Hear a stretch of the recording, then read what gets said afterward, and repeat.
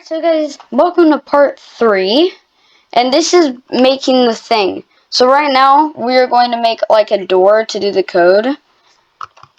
So like a door, so let me just texture it. So I just make it up, or you can make it how wide you want. I'm gonna make it like that. Wide and tall and stuff. And then do wood, probably not the best with wood planks. It's more detailed, but like that's for floor. And then anchor the part. And then now I'm going to add a little doorknob. Because what's a door without a doorknob? Okay, whatever. But it's going to be like a little one. And this is where you get the code to. So let me just make a little doorknob. And it's going to be like this. So cylinder. But I do want to resize it a little bit. And you can have it be like this. And a little bit, I don't know which way they go. But I guess just have it like this. Or you could like turn it around and stuff. But I'm gonna just have it like this. And then, actually no, I'm gonna turn it around. Because that's what I did for my last things. Alright, so you can have a little doorknob and push it in all the way. And then you could have the same thing on the back side. But it's literally just the same doorknob. But it's going through the door. Alright, and then name this knob. And then name this door. Now what you're going to add is a click detector. And make this 5. Because you can't open a door from a while away. And then insert a script. So then type this function, and I'm going to be doing a montage. See ya after it.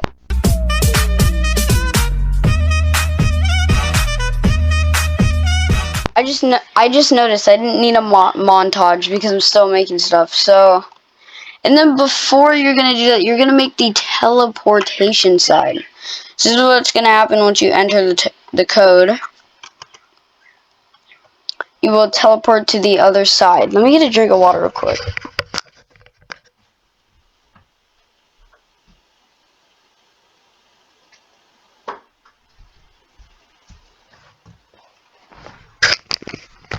Alright, back from the drink of water. I might have cut it, I don't know. But so, now that you have your TP part, and you can move it up if you want. I'll move it up here and back over here. You're going to anchor it and name it TP part. And then make it maskless, make it you can't touch, because you're not going to be able to touch it. And then make it not cast a shadow. Fully transparent, just so nobody can like see it. Alright, and put this in the door. And then, so, first of all, plur.character.humanoid root part .cframe. This doesn't have to be R15, it can be R15 or R6. Equals script.parent.TP-part.cframe. So what it's going to do now is, since I don't have the GUI in, it's just going to immediately teleport me. So watch, it'll just immediately TP me. So I have to get close enough, and it's just going to TP me. Now actually make it 10. Make it 10. Actually, no, 9.5. Make it 9.5, just so nobody can be cheating. And then, yeah, but first, we are going to be adding the GUI. So right now, we're going to keep that enabled, but we're going to put this in the knob section. And local GUI equals script.parent.code GUI, and you're gonna clone it. UI.parent equal plur.player GUI. And then now what you're going to do is you're going to, instead of typing that, is what's going to happen. Let me see. Yeah, code GUI.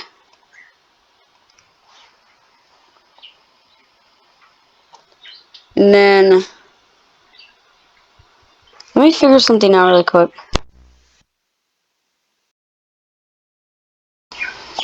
And welcome back, guys. Today, for the final part, we are going to be making the code and hiding it in tiles. So, I'm going to be making a montage on how to do it, and then I'll explain it.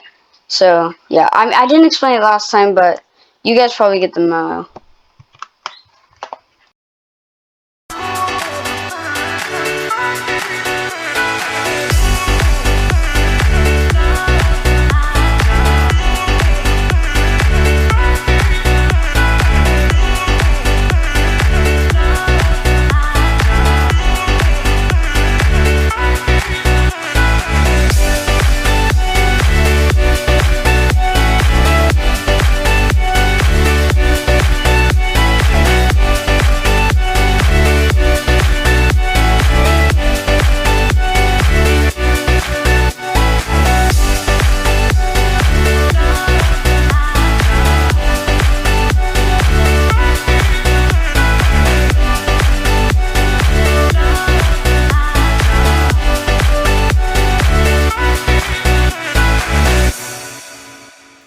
Alright, so now that we have made our things, these are all the papers, and you can hide them. But instead of a model, I'm going to make it into a folder, since you can drag them all. By the way, if you see me putting stuff and messing up, like up there, it's because of the thing. The, like, recording thing, it keeps, like, oh, I hate my mouse, it's, like, not, like, holding down as much. Like, it blocks it, that's why. Alright, and then name this papers. And then what you're going to do is in all of them, you're going to put a script. And you're going to do repeat wait. You're going to do 1 until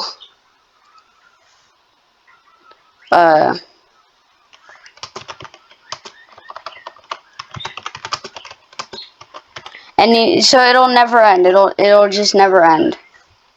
Script dot parent dot digit dot d dot d2, I guess, dot text equal workspace dot code config dot d2 dot value. So then it does that. Oh wait, no, like that. And then there was something else. Oh wait, this is what I was gonna do. Is the order. Alright, so this is 2, so it's 2 i's, and you do plus, and you do dot dot.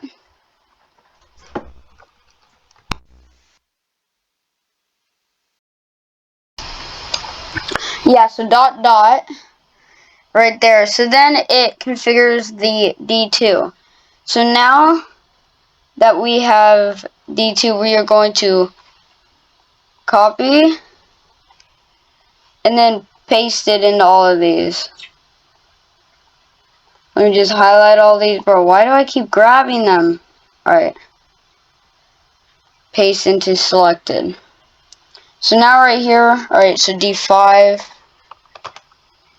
And then 5 is V. That's what I know. D4 is IV. And then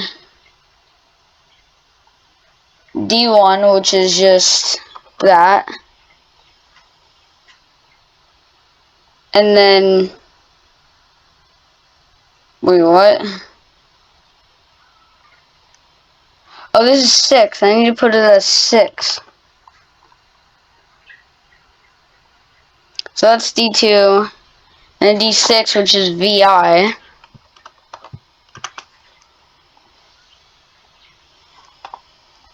And then another I for this. So then VI, IV, V, and yeah. And then now, for this one, it's time to, so this is D2. Alright, now it's time for this. So this is going to be D5. And then D4. And you can do this for like all of these. Oh wait. Oh, this is D1.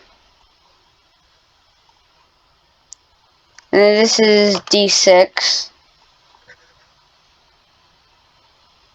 And then this one's D3. Alright, so let's play here and let's see if it works.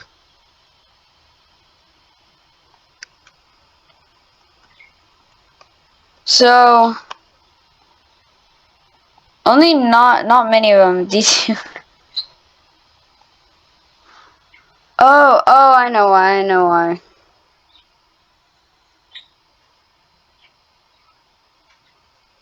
D5.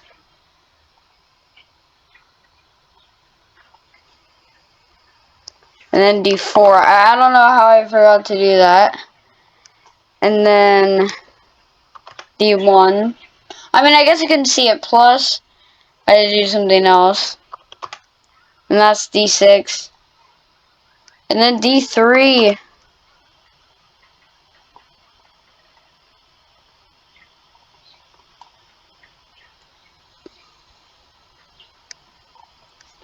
And yes, as you can see, now it says